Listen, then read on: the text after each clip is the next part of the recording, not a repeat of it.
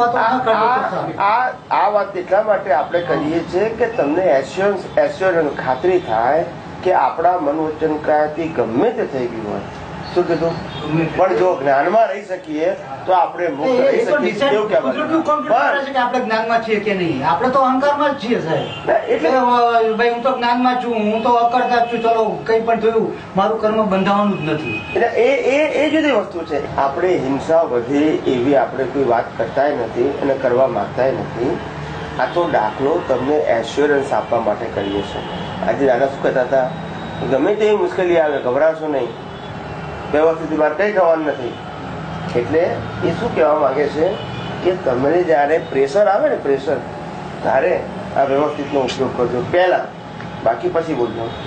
પછી બોલજો એટલે પછી સમજ પેલા કરે જ બધા. તમને જ્યાં ભય લાગતો હોય ને ત્યાં પહેલા મોઢેથી બોલે છે, વ્યવસ્થિત અંદર સમજવાનું. એટલે જ્યાં ભય લાગતો હોય ને ત્યાં તમે પહેલા ઉપયોગ કરજો. શું કીધું એમને? બસ એ ભય માટે છૂટ આપી છે એમ. એટલે એવી રીતે તમને તમારા જીવનના મન વચન કાયામાં ગમે એટલા સંજોગો આવી ગયા ખરાબ, ગભરાશો નહીં. ખ્યાલ આવી ગયો? આ જ્ઞાન જ એક એવું છે કે બધા અજ્ઞાનને ભાગાકાર કરી શકે છે. શું કીધું? એ સામર્થ્ય જ્ઞાનમાં છે. એટલે તમે સંજોગોના દબાણમાં ઢીલા ના થઈ જાઓ. વાલીઓ પણ વાલ્મીકી થઈ શકે છે તો તમારા તે એવા કર્મો નથી, માટે તમે પણ થઈ શકો છો એવું તમને કોન્ફિડન્સ આવે. એટલે પોઝિટિવ એંગલ. હિંસાને પ્રોત્સાહન નથી આપતા આપણે કે તમે મારો કાપો કશો એવું નથી કહેતા. પણ આટલી બધી હિંસા કરવા છતાં પણ મોક્ષે જાય છે કારણ કે એ સામર્થ્ય જ્ઞાનનું છે. એમ તમારું પણ સામર્થ્ય આ સંસારના વાંકા ચૂકા નબળા સંજોગો છે અને તમે સબળા માની બેઠા છો અને તમને એમ લાગે મારો મોક્ષ ક્યારે થશે, એવું છે નહીં. આવા સંજોગોમાં પણ જો મોક્ષ જઈ શકાતો હોય તો તમારા ત્યાં સંજોગો નથી, પણ તમે જઈ શકો છો. ફક્ત કેળવવાનું છે આત્મવિશ્વાસ. શું કેળવવાનું છે કે આવા સંજોગોમાં પણ જો મોક્ષ થઈ શકતો હોય એટલે મીન્સ જ્ઞાનમાં રહી શકાતું હોય તો આપણા તો એવા સંજોગો છે જ નહીં, તો આપણે કેમ ના રહી શકીએ એવો તમને આત્મવિશ્વાસ આવે. એટલા માટે એટલે ગમે તેવા વિપરીત સંજોગોમાં હારી ના જાય આપણને લાગે કે આવું મારાથી આવું થઈ ગયું, ચોરી થઈ ગઈ, જૂઠું બોલી ગયું, કોઈ છેતરી નાખ્યા, હવે આપણે ક્યારે મોક્ષી જઈશું, હવે તો આપણે 4 પગમાં જ જવાનું છે, એવું અંદર ભય લાગે માણસને. પાછું વાંચ્યું હોય, સાંભળ્યું હોય એટલે તમે પાછા ક્રિયામાં ના પડી જાઓ. ક્રિયા ગમે તેવી હોય, આ મન વચન કાયાથી મુક્ત થાવ એનાથી. જ્ઞાન સંપૂર્ણ જુદું છે. કેવું છે? અને કોઈને એને લેવા, ક્રિયા માત્ર જડનો ગુણ છે અને જ્ઞાન માત્ર ચેતનનો ગુણ છે. એ બંનેના ગુણને લેવા દેવાય નથી. શું નથી? આ બધી જગતની રિલેટિવ વાતો માત્ર ભાવનાત્મક છે. કેવી છે? ત્યારે જ્ઞાની પુરુષે બોલવું પડ્યું, સૂટ એવો કૂટ એવો એ ભ્રાંતિ છે, તેનાથી સર્વતા મુક્ત એવો શુદ્ધાત્મા છું. પુણ્યાચાર પાપાચાર એ ભ્રાંતિ છે, તેનાથી સર્વતા મુક્ત એવો શુદ્ધાત્મા. મૂળ આત્મા મુક્ત છે. મૂળ આત્મા જ વાત છે ને. હું કર્મ બંધાયો છે પ્રતિષ્ઠિત આત્માથી, પણ બિલીફ એને છે ને આવે છે એ પ્રતિષ્ઠિત આત્માને જ આવે છે, અને જે ઉભય બંધ છે એ પ્રતિષ્ઠિત આત્માને અને પરમાણુને. હા, પણ બિલીફ એને જ છે ને. હા, તો એ જ્યાં સુધી પોતે કરેક્ટ નહીં કરે ત્યાં સુધી એ છૂટવાનું નથી. એટલે બિલીફ કરેક્ટમાં ખાલી બિલીફ કરવાની છે. પછી જે વાક્યો આપણે બોલીએ છીએ ને એકચ્યુઅલી એ મૂળ આત્માને જ લાગે છે. પણ મૂળ આત્માને લાગે પણ જ્ઞાન કોને થાય? પણ એ પોતે પોતાની જેટલી રોંગ બિહેવિયર કરી છે એના આલોચના પ્રતિક્રમણ પ્રત્યાખ્યાન ફરી ન થાય એની પર વોચ તો રાખવું જ પડશે એને. એ બ્લાઇન્ડલી ચાલશે કે ભાઈ હું તો છૂટેવો ફૂટેવોથી મુક્ત છું, કરતા કર્મ ભ્રાંતિ છે, એ બધું મૂળ આત્માને લાગે છે. એવું નહીં, આપણે સૂટ એવો કૂટ એવો જે આખો કર્મનો વાદ જ કર્મ જે પ્રેઝન્ટ કહી દો પછી તમે સહન કર્યો. શું થાય છે? એ તો આની કર્મની થિયરી જ આખી ઉડી ગઈ. કરતા કર્મ થિયરી એ ભ્રાંતિ છે, તેનાથી સર્વતા મુક્ત એવો શુદ્ધાત્મા છું, એ મૂળ આત્માને જ લાગે વળગે છે. વાક્ય પ્રતિષ્ઠિત આત્મા એમ માને કે ભાઈ હું પણ આમ જ છું, તો પછી તો પછી કર્મની થિયરી આખી સાઈડ પર મૂકી દે, ગમે તે કરો કશું નથી થવાનું. એટલે પ્રતિષ્ઠિત આત્મામાં ત્યાં પુરુષાર્થ છે. એટલે એ પ્રતિષ્ઠિત આત્મા અને પરમાણુ એ બંને ઉભય બંધથી બંધાણા છે. એમ નહીં, એ બંને છૂટવાના. સાંભળો મારી વાત, આ બધા જ્ઞાનની જરૂર માત્ર પ્રતિષ્ઠિત આત્માને છે, શુદ્ધાત્માને નહીં. કારણ કે પ્રતિષ્ઠિત આત્મામાં રોંગ બિલીફ હતી. કોણામાંથી? મૂળ આત્મામાં તો રોંગ બિલીફ હતી જ નહીં. પેલા નથી પછી નથી. રોંગ બિલીફ કોને હતી? પ્રતિષ્ઠિત આત્માને. રાઈટ બિલીફ કોને જોઈએ છે? પ્રતિષ્ઠિત આત્માને. પેલા અવળો પુરુષાર્થ કોણ કરતું હતું? પ્રતિષ્ઠિત આત્મા. હવે સવળો કોણ કરે છે? પ્રતિષ્ઠિત આત્મા. આજે પણ થોડો નબળો કોણ થઈ જાય છે પુરુષાર્થમાં? તો કે પ્રતિષ્ઠિત આત્મા. સબર કોણ થાય છે? પ્રતિષ્ઠિત આત્મા. આ બધું આખું ચક્કર આખું પ્રતિષ્ઠિત આત્મામાં આ જે બોલે છે ને એને ખુમારી આવે છે. શું આવે છે? પણ જ્ઞાનની ખુમારી. તેની ખ્યાલ આવે છે ને.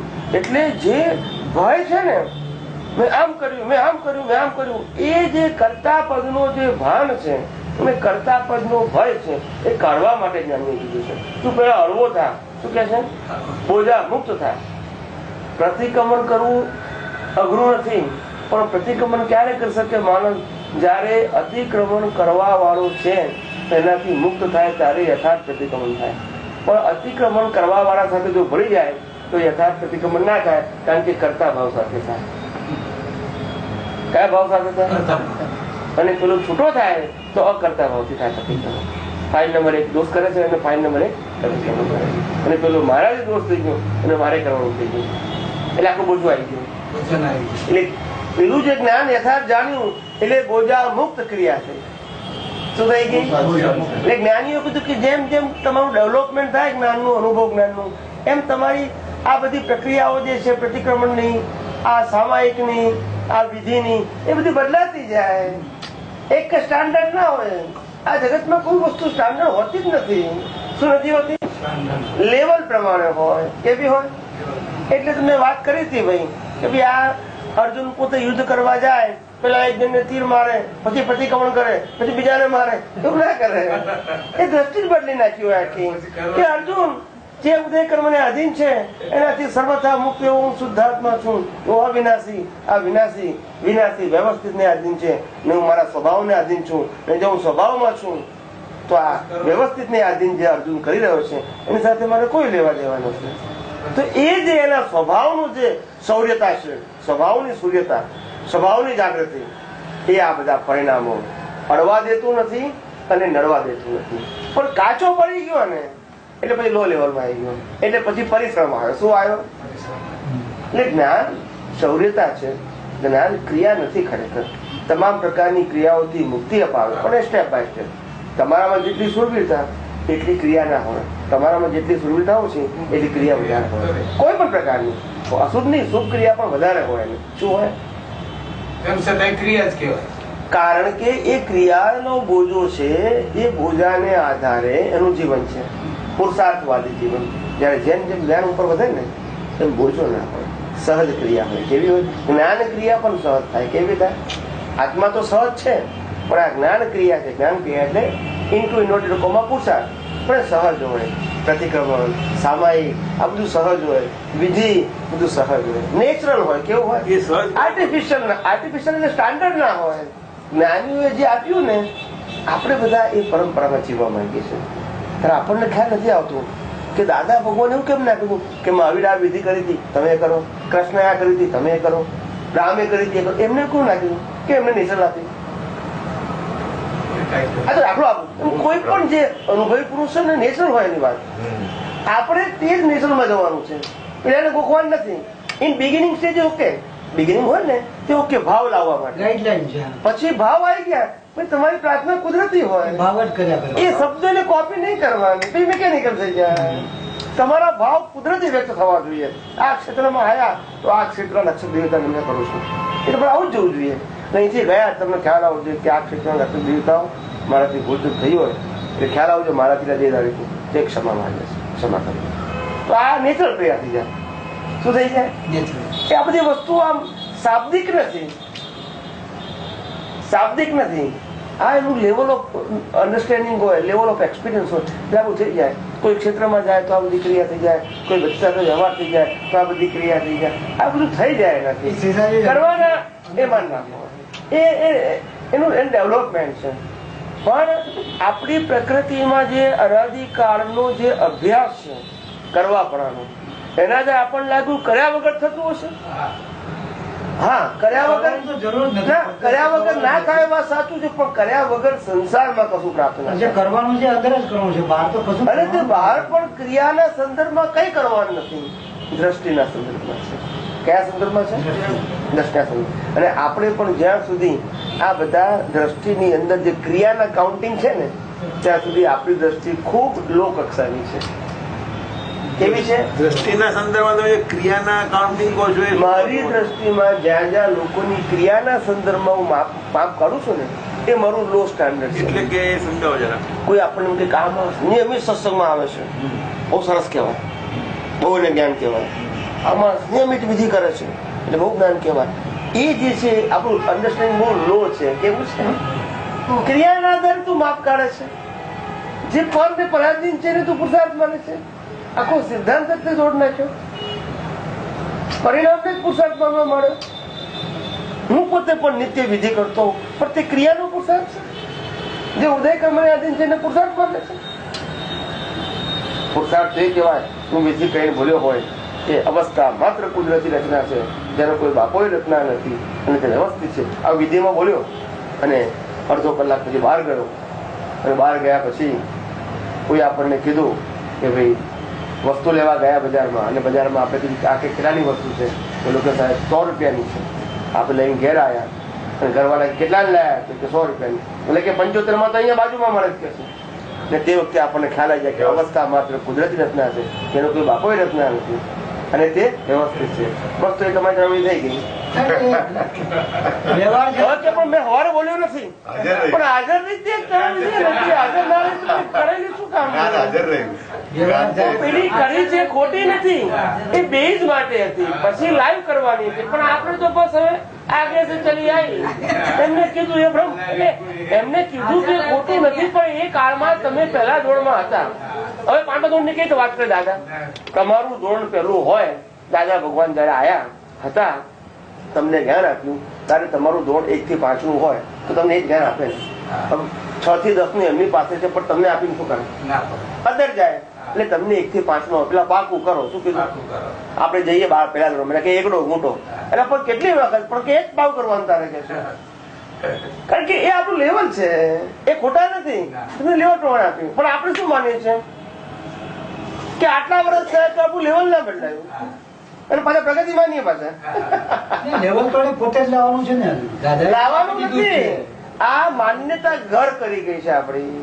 હું થઈ ગઈ છે આ લોકોનું જોઈને એપ્લિકેશન થી લેવલ અપ આવવાનું છે ને. દાદાએ તો જ્ઞાન આપી દીધું છે. પણ એટલે આ પાછી લોક માન્યતાથી આ રોંગ બિલીફ થી પાછું લેવલ છે ને આપણું જે અન્ડરસ્ટેન્ડિંગ ડાઉન થઈ જાય છે. કરવું નથી પણ થઈ જાય છે આ લોકોનું જોઈને, બીજાનું જોઈને. તો પછી એ તો તારે એનો જ સંસાર કીધો ને. પોતાને શું કરવાનું છે પોતાને જ ક્લેરિટી.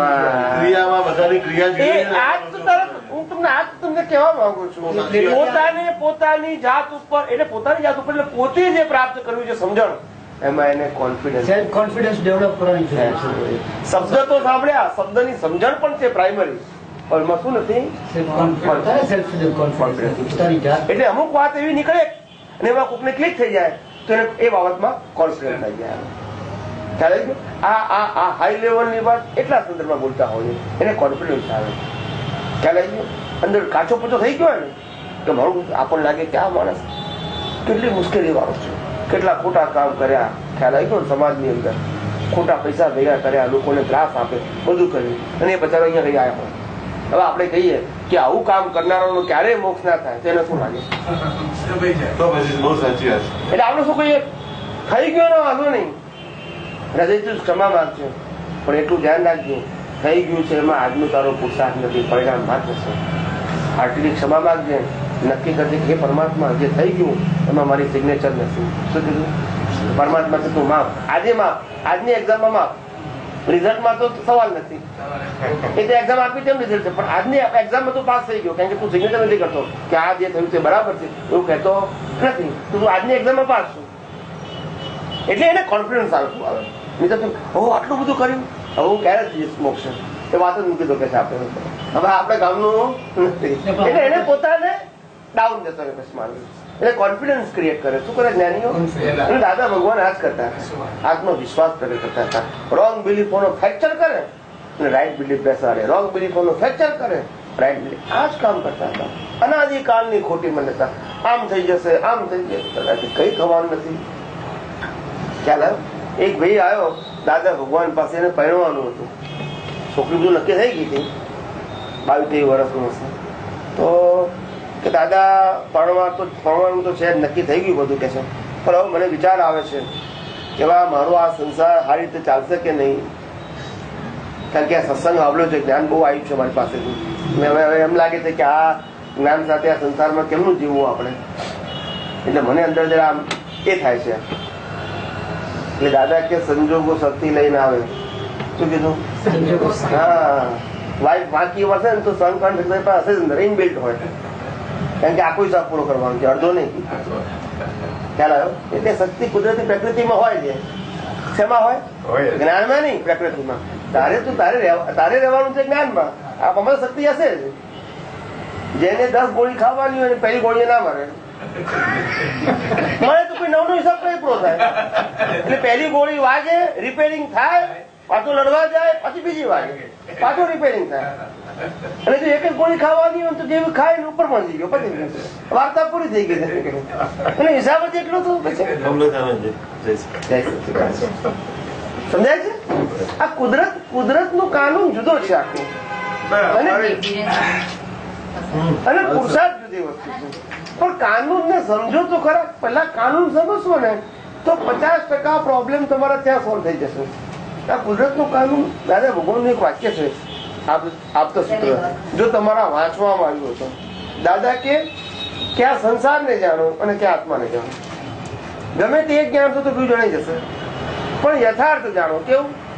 ઉપર છેલ્લું નહીં, કે આ સંસાર કેમનો ચાલે છે એ સિદ્ધાંત જાણ લો, જેને આપણે કુદરતનું કામ કહીએ છીએ. એ જાણી લો તો તમે પડશો નહીં. તેની બીજી બાજુ આત્મા છે, અને ક્યાં તો આત્મા જાણી લો તો તમે સંસારમાં નહીં પડો એના સુખથી. પણ બે એક વસ્તુ પરફેક્ટ જાણો. આ દૂધ ને દહીં 2 જણા જાય છે, એમાં કશો ભલી વાર નથી આવતો. સમજાય છે? એટલે જુદા મુકાય. દાદા કે છે પેલા જગત જાણી લેતું કે કેમનું સંચાલન છે, અને સંચાલન આધાર જગત થાય તો રાગદ્વેષ ક્યાં કરવાનો રહ્યો, ભય ક્યાં જરૂર છે, વિઘ્ની ક્યાં જરૂર છે. આ બધી વસ્તુ અંદર સ્ટ્રોંગ થવી જોઈએ. શું થવી જોઈએ? એટલું બધું સાંભળ્યા પછી પણ એક વ્યક્તિને બીજી વ્યક્તિનો ભય લાગે છે, એનું કારણ શું? તો અનાદિકાળનો અભ્યાસ. એ વાત બરાબર છે, પણ પછી એને કરેક્શન કેમ નથી કરી શકતા? કરે અંદર કરે. જેવું જેટલો કોન્ફિડન્સ આવ્યો ને એટલું કરેક્શન કરે. બધા સરખું ના થાય, બધા કરે ખરા. ભય લાગવાનું કારણ શું? અને એ ભય તો બિલીફ લઈને આવ્યો છે. બિલીફ લઈને આવેલો ભય તો આવે, વ્યક્ત થાય ભય. રામ રહેતા કે સીતે રોતા નતા, લઈ ગયા હતા. એ રામ બહારના રામ ના હતા, ઉદયકર મને યાદ રહેતા. અંદરના રામ એકદમ જ્ઞાનમાં સ્થિર હતા. એક વ્યક્તિને બીજી વ્યક્તિનો, સહાધ્યાયીઓનો અથવા તો ગુરુને શિષ્યનો, શિષ્યને ગુરુનો હોય. બધું મેં જોયું છે એટલે કઉ છું. હોય ને, બીજાનો ભય કેમ લાગે? હોય ને, કારણ કે ગુરુને શું ભય છે? શિષ્ય જતો રહેશે તો. ને શિષ્યને શું ભય હોય કે ગુરુ મને આગળ નહીં કરે તો. આગળ થવું હોય ને, સત્સંગમાં 50 બેઠા આવશે કે બસ મને બોલાવે, મારી જોડે વાત કરે, મને પૂછે, મારી પ્રશંસા કરે. આવું દરેક ને હોય ને. એટલે આ બંને ઘાટ વાળા છે. કેવા છે? એટલે ગુરુ કિલ્લી વગરના. અમને કીધું ને ગુરુ કિલ્લી વગરના. એટલે એ ડૂબે ને બીજા ડૂબે, બે ના રહે. એટલે ઘાટ છે એનો અર્થ શું થાય? ઘાટ એટલે કોઈ પણ પ્રકારની અપેક્ષા. ઘાટ કેમ ઉભો થાય છે? સંસારી દ્રષ્ટિ. ગુરુને કેમ ઘાટ હોય ને? ગુરુ હોય તેથી શું સંસારી દ્રષ્ટિ જતી રહી. એને કીધું કે પુણ્યથી બને. આત્મજ્ઞાન ની વાત કરનાર ગુરુને કેવી રીતે ઘાટ હોઈ શકે? હોય ને, કોઈ પણ વાત કરનારમાં ઘાટ હોઈ શકે. વાત કરવી અને ઘાટ એમાં બધું બહુ ફેર છે. આજે ઘાટ હોવાનું કારણ શું? ગાંધીજીની વાત કરનારો અને એના પ્રવચનો હજારો વ્યક્તિ સાંભળનારો હોય તો પણ એ અહિંસક નો પૂજારી હોય એવું જરૂરી નથી. એ તો એનકેસ કરે છે ને ગાંધીજી. તો ગુરુઓ શું કરે છે? મહાવીર ને કહા હૈ, રામ ને કહા હૈ, કૃષ્ણ ને કહા હૈ, એનકેસ કરે છે. એનાથી કેવું નથી ને.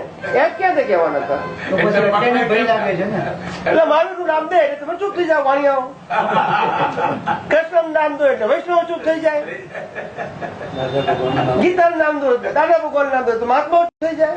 દાદા ભગવાને કીધું છે અલ્ટિમેટ સત્ય. એટલે પણ તારું શું?